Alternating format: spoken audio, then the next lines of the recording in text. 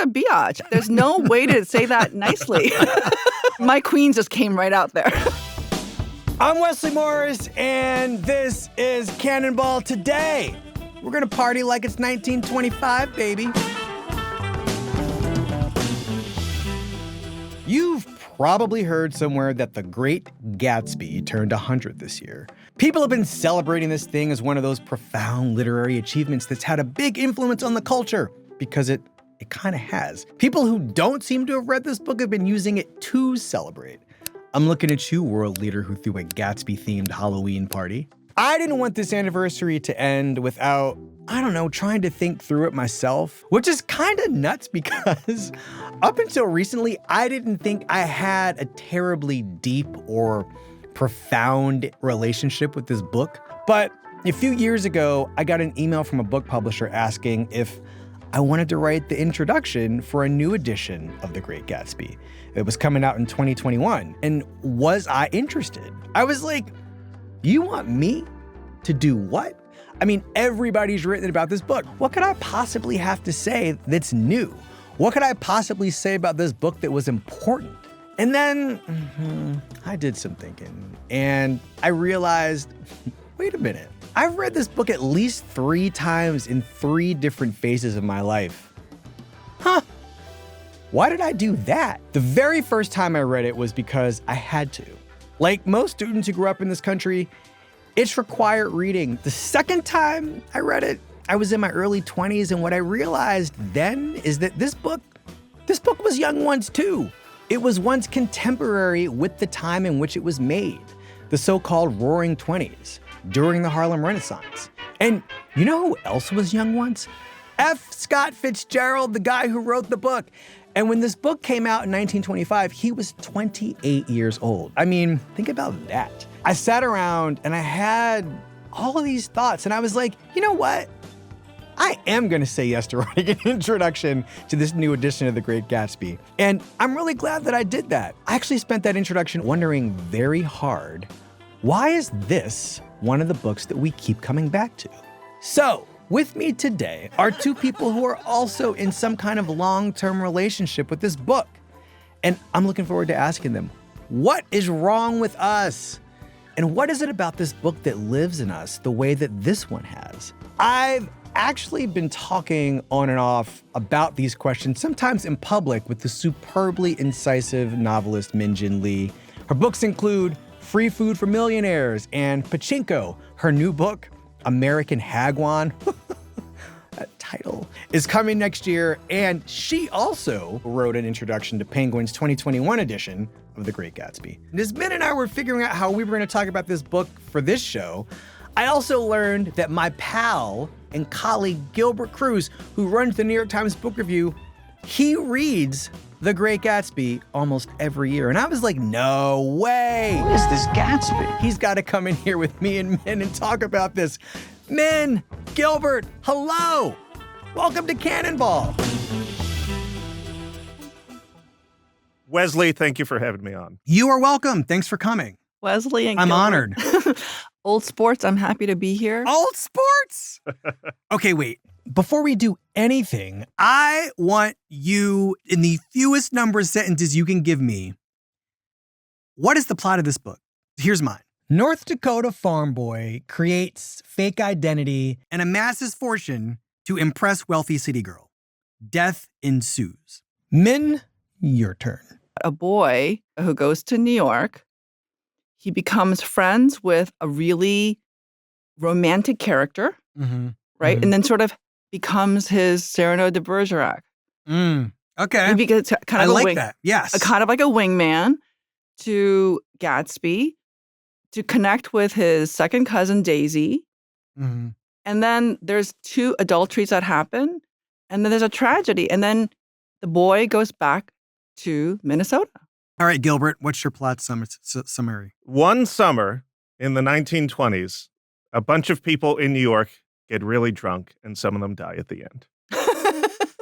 I'll take that. So I was reading the New York Times wedding section, and then I saw this really adorable couple getting married, and it said they had a Gatsby-themed wedding. Uh-huh. And all I could think is, did they read the book? Yeah, what is that? Isn't that just a wedding, honestly? Like, does that mean just people just got married in flapper dresses? Yeah, it's jazz age attire, flappers. I think that Gatsby has come to stand in for chartreuse drinks. This is like the out of adultery book. This is like there's 2 adulteries in this book. There are 3 deaths. I don't understand like how that could be 3 a wedding. deaths in 5 pages, even like right. And this book, just for a little context, it's set during the Roaring 20s, a time of great possibility, and jazz is the trap music, is the pop music of this day. So there are people like bringing what they experience in Harlem when they go out to Long Island, having these parties and Charlestoning till they can't stand up anymore. And that energy, that urban energy creates this suburban or, affluent lassitude that these characters are experiencing on page after page of this book, where they don't do anything but sit around and talk about how they're not doing anything. So I'm curious, I'll start with you, Min. When did this book come into your life? Like, when did your relationship with The Great Gatsby start? Well, I came to America, I think, when I was 7, right? So From South Korea. From South Korea. And at some point in my life, I just had to read every single book that mattered. I just decided.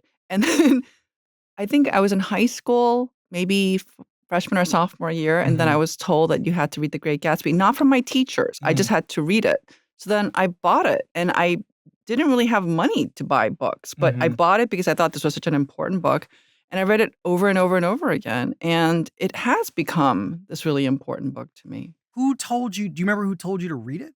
Probably And librarians why? and Okay. important people in my life. Just kind of like I took my reading cues from cool people in my life. Okay. I know that sounds so nerdy. No, that sounds like I don't know who the cool people are telling you to read things that aren't like zines, but Well, I mean, I went to Bronx Science. That means Okay. that I had that could have been anybody. that could have been anybody. So when I met girls who I thought were really bookish and cool and interesting to me, and they would say, "Oh, I'm reading this book," and I'd be like, "Oh, I'm gonna go get that book and read it." And mostly I borrowed it, but Gatsby I actually bought, and it was only $2.25, I think.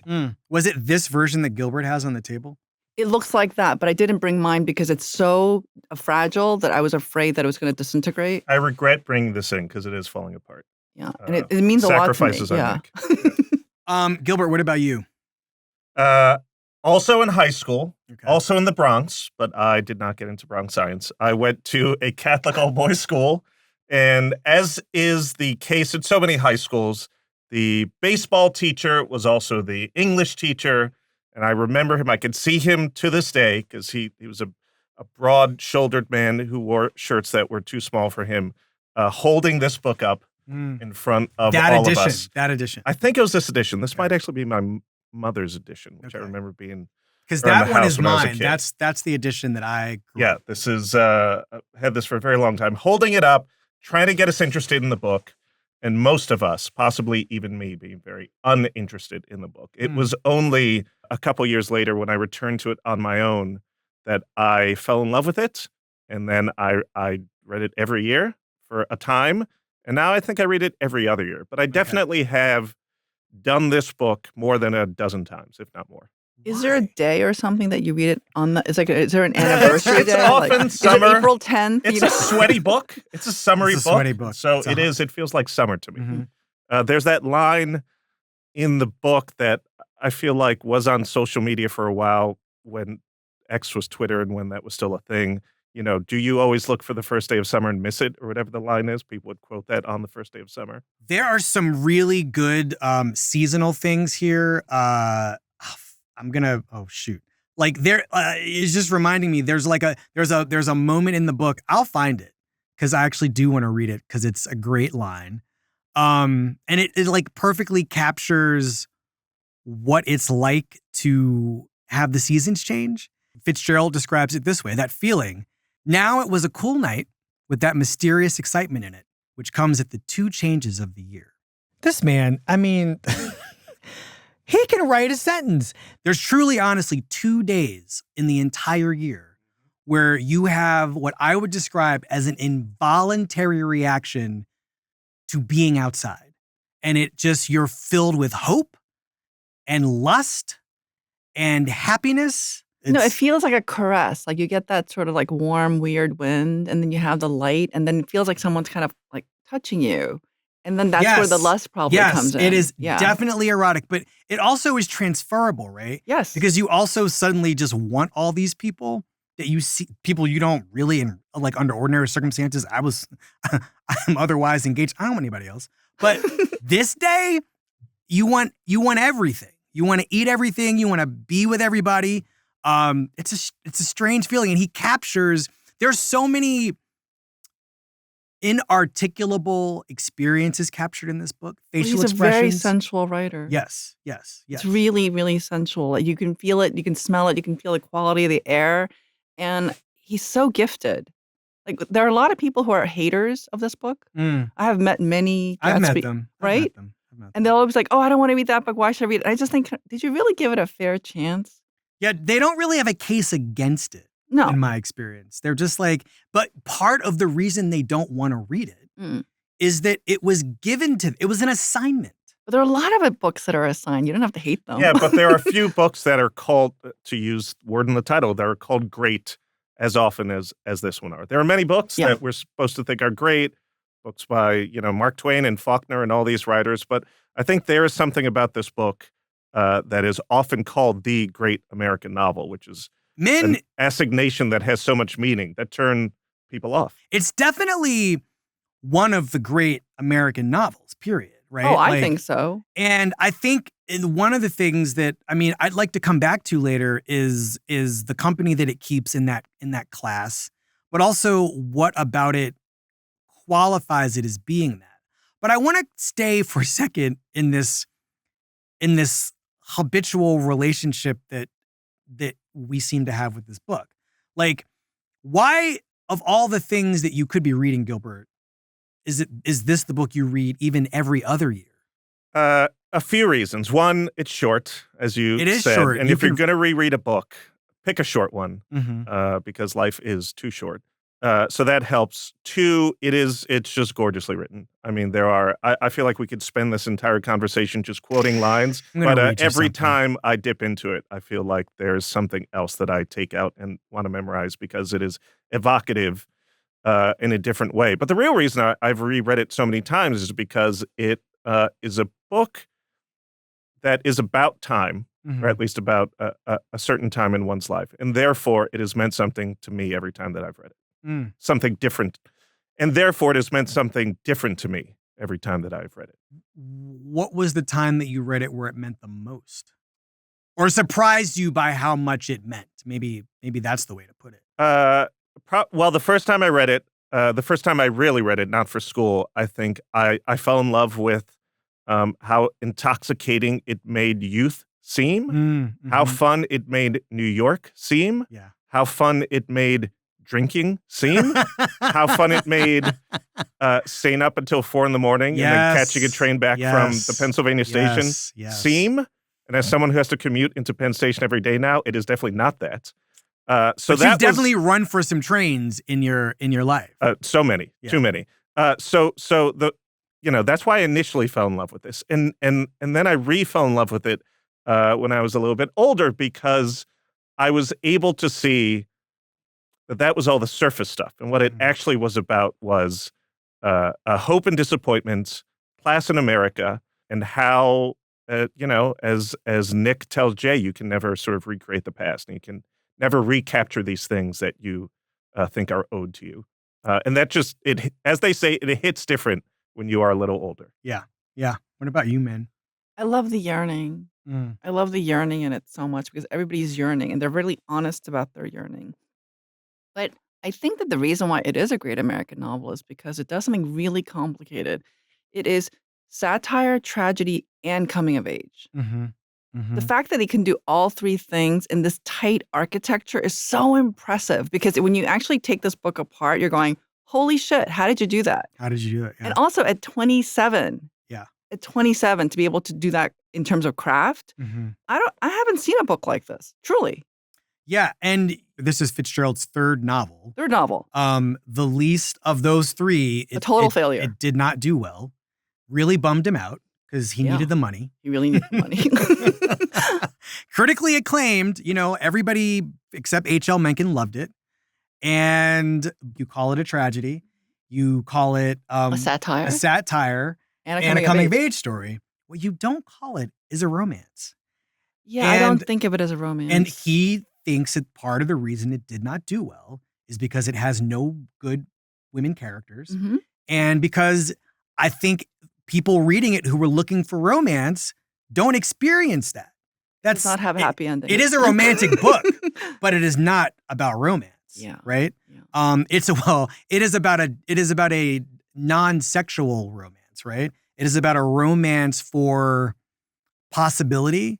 It's a romance between a citizenry and their country, right? Or the promise of this country. I also call it a bromance between Nick and Gatsby. Yes, a bromance. I do want to talk about that. We'll come back to it. But I also think that it might be useful to just back up and just talk about who the characters in this book are. So Jay Gatsby, of course, the man who builds his fortune to attract this woman, Daisy, who is Nick Carraway's cousin. Nick is this aspiring bond tradesman. He goes from Long Island to New York every day, and he lives he lives next door on West Egg to Jay Gatsby. And then across the bay on the other side in East Egg is Daisy Buchanan, who lives with her husband Tom and their daughter Pammy. And the mysterious Jordan Baker comes over every once in a while, lays on the sofa, and just spreads gossip and rumors all day long. That's our cast. Did I leave anybody out? You left a couple people out. You left out George Wilson, who's a man that owns a garage between Long Island and Queens, and his wife Myrtle, who's important because she is the person that Tom is having an affair with. How could I forget? You also left out Meyer Wolfsheim, who is of course, someone who pops up occasionally in the story and is sort of the person behind Jay Gatsby, who has helped him become the rich bootlegger that he is. A mentor in some ways, but also kind of clever about how he's mentoring. Yeah. I think we hit them all. I'm also interested to, talk a little bit about or hear you guys talk about the characters who've changed the most to you, or a character who's continued to mean something different every time you go back to it. Gilbert. Boy, I feel, am I going to get too personal here? There's no too personal, Gilbert. Personal's good. I think the characters that have changed the most to me are the ones that I have identified with, right? And so if we're talking about the what I think are the two main characters of the book, Nick and Jay, or Nick and Gatsby. When I was younger, I thought of myself as someone who wanted to be Gatsby.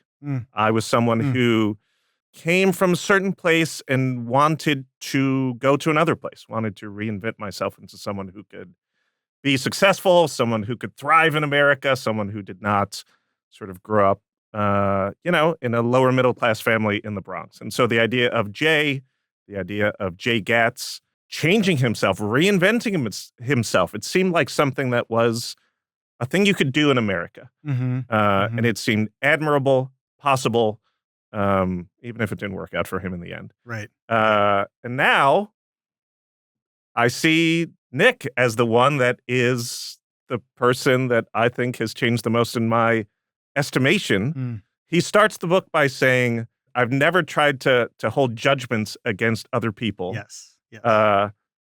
He says at one point, in a profoundly, I thought, reading it again a few years ago, arrogant moment, I'm one of the only honest people I know. I used to think Nick was like solid. He was an honest guy. Like, he is a good guy. Oh, this is I was going to ask you guys about this. sort of think Nick is kind of a chump, actually, now that I think about it. Like, he is telling us the story. So we're only seeing Gatsby through, primarily through his eyes and what we hear from some other people. And he is so high on himself, and he believes that he is such a good person that I don't know that I trust Nick in the way that I used to the first time I read this story. Well, I think that some of that is just how we get trained to read, right? Yeah. I learned how to read differently by reading this book.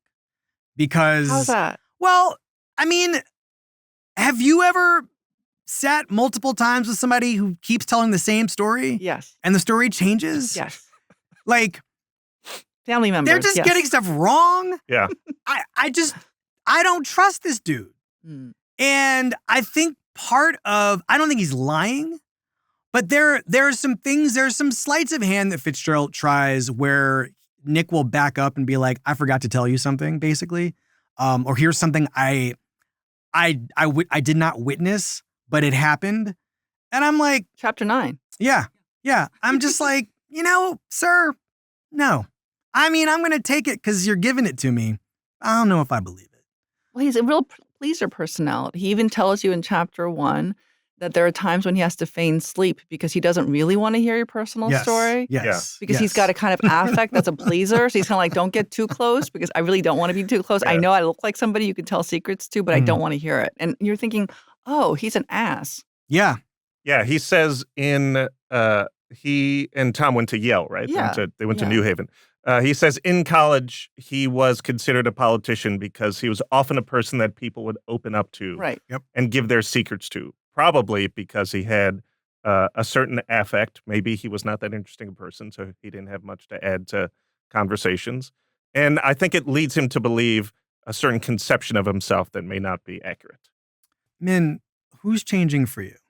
Myrtle. Oh, ooh. Myrtle. I know. It's really odd because she's someone I really didn't notice. Huh. She was an object in the plot. I mean, nobody's noticing Myrtle. But as I've gotten older, I have been thinking about a person like Myrtle, a person who takes less than she deserves, aspires to be someone who she shouldn't want to aspire to be, and then has a tragic ending. And her husband, she hates her husband. So she cheats on him with a rich guy, Tom Buchanan, who's kind of a white supremacist. Kind of white supremacy. He is recommending works of white supremacy and to his friends to read. Yes, and eugenics. So he's a bad guy. Tom Buchanan is a bad guy. So what I found really interesting about Myrtle is that she really wants Tom, but I think she has an obsession with Daisy or the Daisy archetype. And I found that relationship between these two women, they're both objects. The women characters in Fitzgerald's work, they're not great. He actually thought so. Yes. And he actually blames the failure of Gatsby at his time because the women have really horrible endings, both of them. I mean, Daisy's really, truly an evil woman. So she's evil. I just say it. Yes. She's evil. You need to say it. You need to say it. No, she's a biatch. I mean, like, there's no way to say that nicely. Well, you know what's amazing? Like, at some point, my queen just came right out there. Yeah. I got personal. I mean, Daisy. Well, I'm just curious. Like, but how has Myrtle changed for you?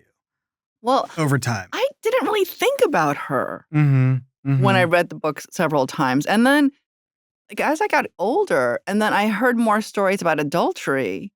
Like, I was trying to understand, like, why do women participate in these relationships that cannot work? It isn't like Myrtle ever thought that Tom was going to leave Daisy for her. No. Right. I mean, she's smart enough to know that. Yes. And yet she's kind of saying, I will take the crumbs. Yes. And we know for sure that Daisy, even though she's a desired object, she's the one that is beautiful and wanted and has the voice of money. But here's Myrtle, and she satisfies something in Tom that Daisy cannot.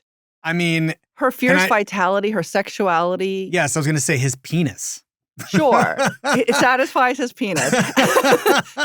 And then in the very end, when she has to be so brutally murdered, it was so interesting. And then the more I learned about Fitzgerald's biography, I realized, oh no, Myrtle is also Zelda. And then once I figured that out, I thought, oh, now I understand why she had to be like almost hacked up.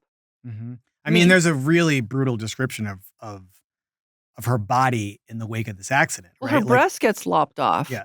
So I have a lot more sympathy for Myrtle, even though obviously she's not that nice and she is crass, but she is from Queens and so am I. So there you go. She seems kind of fun.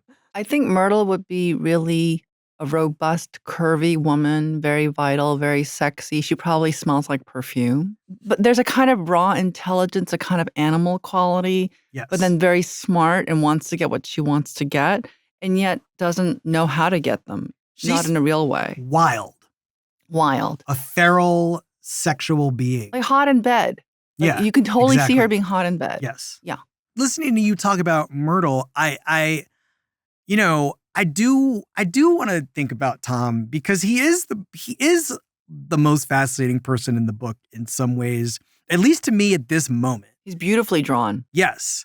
And I think that, there's so many moments where Tom is both like a homunculus and a troglodyte, but also, a master of the universe.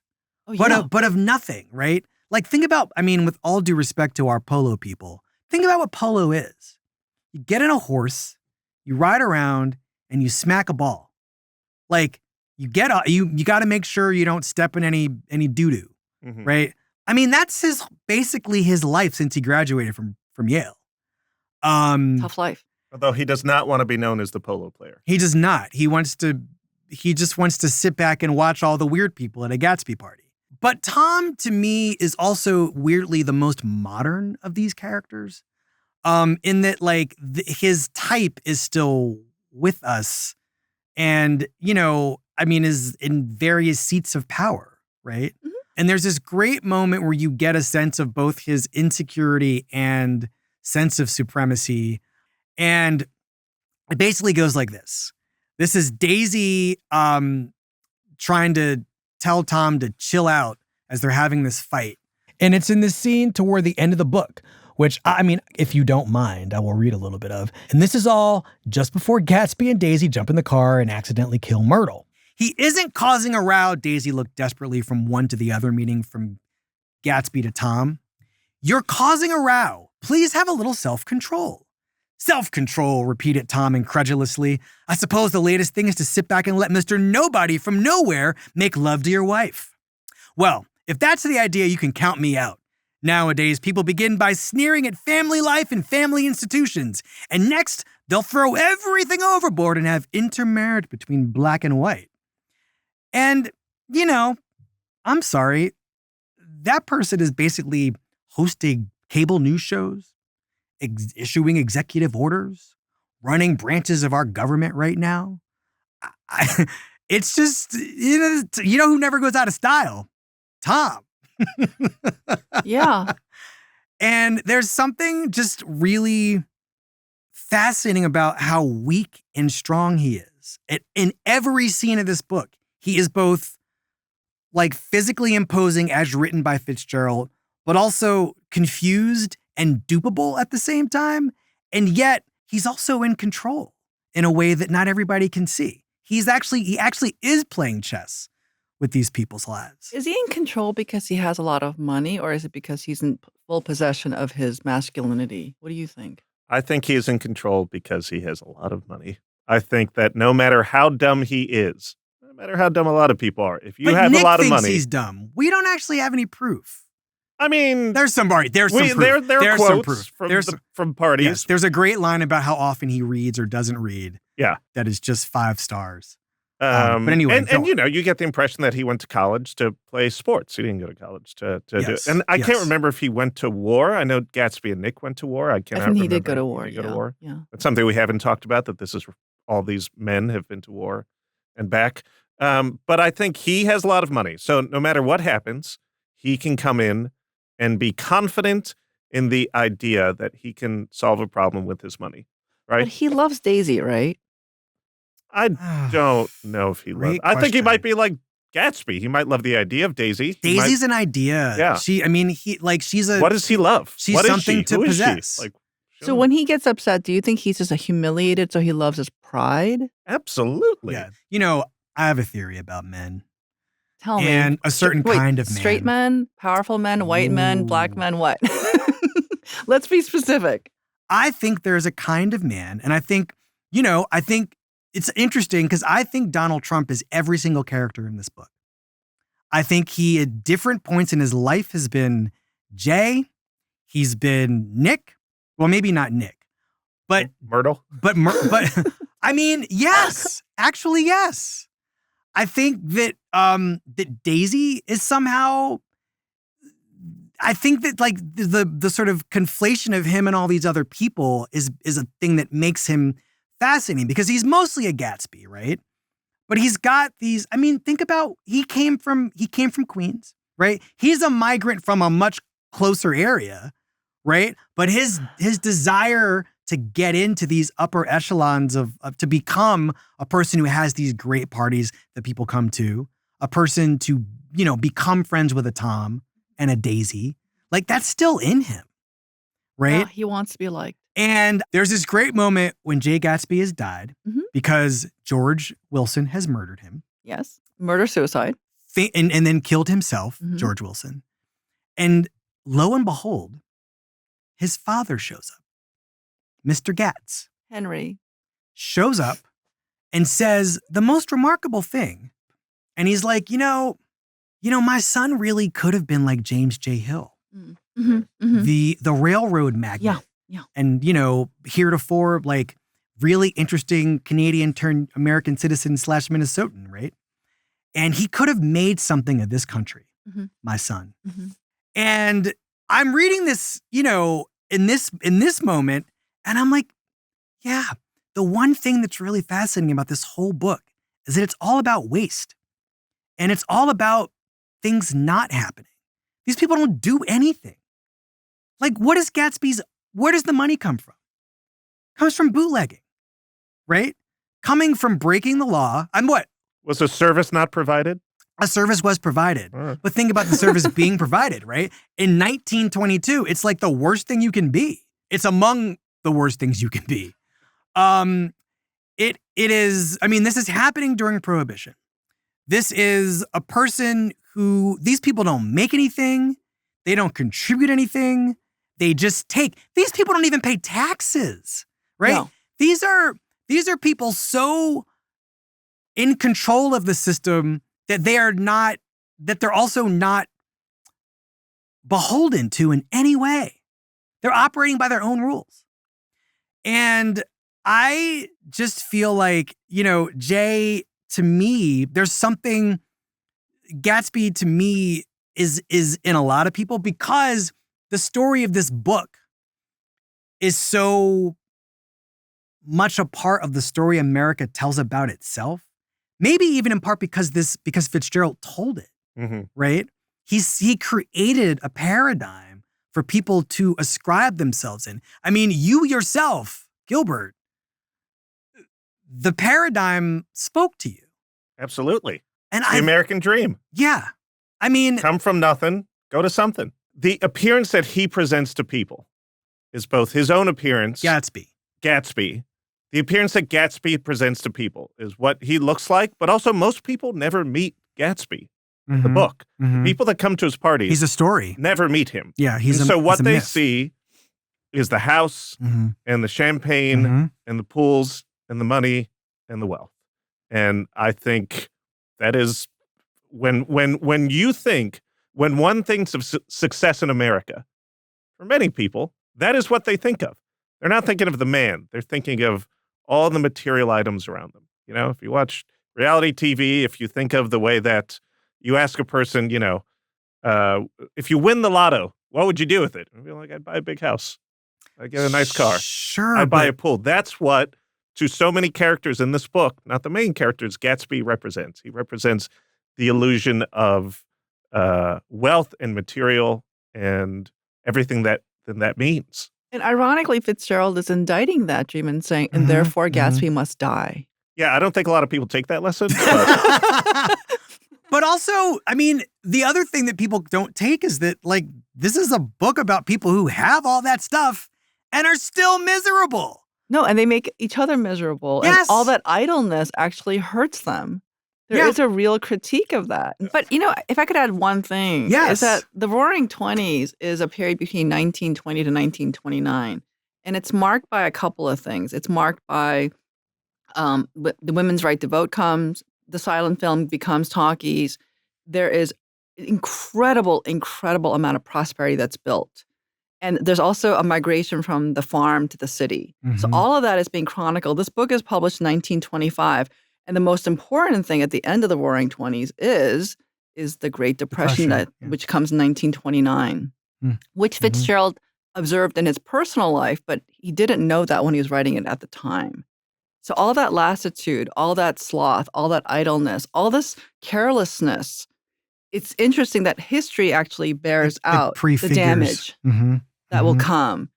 That all that selfishness, all that self-indulgence actually creates devastation for everybody, not just the rich, but for everybody. And I think in that sense, all of us 100 years afterwards looks at this example and goes, oh, that's another reason why we think this, because he was writing fiction, but he was also almost like— think this book is great or important? Well, I think that we're lucky to have this sort of person taking notes on society. Yeah, I see. Through this narrative. And then the conclusion is this Great Depression, and which he did experience. And then we now 100 years go, wow, this person noticed something in the culture, emotionally, psychologically, and he put it in drama. And that's the reason why we connect to it. Yes. Don't you think Fitzgerald is telling us, please do not go be like Gatsby? Too late. I just sort of want to talk about the way in which this book lives in our culture now. And I want to start superficially, because when I was looking, I just wanted to watch one of the movies. I watched two before we spoke today. The Baz Luhrmann aged even worse than I thought it was going to. Why? In this case, the movie is just stuck being the book. And I don't think anybody really understands what's happening in the book except for Leonardo DiCaprio. And the reason that performance is so good is because he clearly read the book. He's identified the sociopath that lives inside this seemingly glamorous mystery. But while I was looking for the Luhrmann version, it's not on HBO Max, where I thought it would certainly live. HBO Max is like, oh, wait, don't go. We don't have this, but here's some stuff we have that's just like this movie. And here's what they offered me. What did the algorithm offer you? Are you ready for this? A very long engagement. The Audrey Tautou, Jean-Pierre Jeunet. That movie does not exist. Sorry. War. You've never seen it? No. Oh my God. This is such a Gilbert Cruz movie. It is the guy who made Delicatessen and Amélie. I've seen Amélie many times. I love Amélie. I think it's a World War I movie. Oh. With Audrey Tautou. So is that because both movies were tagged World War I? Dangerous Liaisons. Oh, I like that one. Oh, okay. As a Gatsby movie or as a movie? No, as a movie. So just when you smell a rat, say I smell a rat. All right. Dangerous Liaisons. Okay. Rat. The Bodyguard. What? No. We got to talk Whitney to Houston? HBO Max. Kevin Costner? Casablanca. I don't get that. Maybe, like a love from the past that they try to return to but doesn't work out at the end. Like what, Bridges of Madison County? Is that next? Because we're talking now about romances that don't work. The Bridges of Madison County. Hey! Thank you. She's really good in that. Meryl is really good in that. That is one of the great performances anybody's ever given doing anything. She was really good. And he is fantastic. His sexiest Clint. Yeah, I mean, he can be hot. He's really strange politically, but yes. The Curious Case of Benjamin Button. Obvious reasons. Based on a Fitzgerald short story. Yeah, the short story. Rebel Without a Cause. And The O.C. The O.C.? Yeah. I'm going to show you. What is The O.C.? Is that television? Is it television? It's the televisioniest. I circled the winner on my multiple choice card. Oh, wait. The O.C. Like Poor Boy from Chino. The O.C. is the Great Gatsby. Yeah. It's unbelievable. I would never have thought of that. But the algorithm did. The algorithm? I mean, but look how many tries it needed. A lot. It needed like a dozen tries to get one right. Is getting better every day. Okay. But the OC. What? You guys smelled a rat every time. That's a Come on. stinky index card. But the OC. The OC is it's Gatsby. Every story that has the one that got away and what would I do to get that person back? Mm-hmm. That's a Gatsby movie. That's a misunderstanding of Gatsby, but a Gatsby movie. Daisy says something like, rich girls don't marry poor boys. And I think whenever you have Yes. a romance across classes, as in the OC, it is reflected there. And so, I think that is part of it. But I also think that it's deeper than that, right? Like, this book just exists in the world. And I mean, we've kind of talked about it a little bit. It's a hair gel in Japan. I know you wanted to know that. I'm sorry, what did you say? Gatsby is a hair gel in Japan. That makes sense. No, it's just that Gatsby. Gatsby is so popular and it's permeated every aspect of Asia. Oh, Yeah. wait. This book is really important globally. No. I mean, it's this book and Anne Frank. Everybody's read it. This is... Wait. Say more about Gatsby in Asia. So if you go to most cities, and I'm just going to speak for the East Asian countries, Sure, because I can't speak about others right now. I just haven't been to them enough. You will find a cafe called Gatsby. I believe it. And in Japan, they have hair products and they're called Gatsby. And they are trying to point to this book. So if you're aspirational, if you want to remake your personality, you put this stuff on your head. But of course, I'm thinking, you're going to be dead. Right. If you read the book, you're dead in a swimming pool. It's not good. Yeah, but your hair looks good. Yep, But I think as a brand, its brand is strong. Very strong. The ways in which this book is it so captures of like an aspect of the American experience for white people, right? And you can graft yourself onto it, but you're only going to get but so far, right? The train, there's a key that you need to be able to drive the car that far. And for as much as you aspire, this is the kind of comedy of the American dream in some way, right? Yeah. Like, you can do everything that you want to try to get it, but it really only belongs to like one person. In Fitzgerald's indictment of the American dream and of those, and what you just said about how one person can get away with the architecture and the creation of all this destruction for his own purposes, it really reminded me of Audre Lorde. Preach. So the idea that when she says the master's tools will never dismantle the master's house, like we can all get this education, we can all ape their behavior, we can even have their dreams, and yet it will not work. And I think Fitzgerald, when he saw that, what he was saying is what Audre Lorde was saying, is that you cannot become something that you're not. It will destroy you, and you will not get what they can get. Like, you cannot be Tom Buchanan. Tom Buchanan can only be Tom Buchanan. Yeah, only Tom can be Tom. I really hope that people give this book the kind of due that it deserves. I mean, I know that I was really thinking about this. I thought, like, is it underrated? No. I think it's because it's so revered. And I'm a pretty critical person, but I think that for me, the architecture of it, the formation of this, it's really hard to do what he did. So you have to give him his flowers, as they say. I hope that this 100th anniversary, like, it spurs people on to revisit. I think a lot of people have read this book. Maybe they haven't read it in several decades. Read it as an adult. Pick it up. As I said, it's short, beautifully written. There is a lot of pleasure to be found in this book. And do that exercise that you made us do, is to see which character changed for you at this moment of rereading, because I do think that's a very valuable exercise. Minjin Lee, Gilbert Cruz. I would do this every week. This book should turn 100 every week. Thanks for coming. Thank you, Wesley. You're welcome. Thank you so much for having me. It was really fun.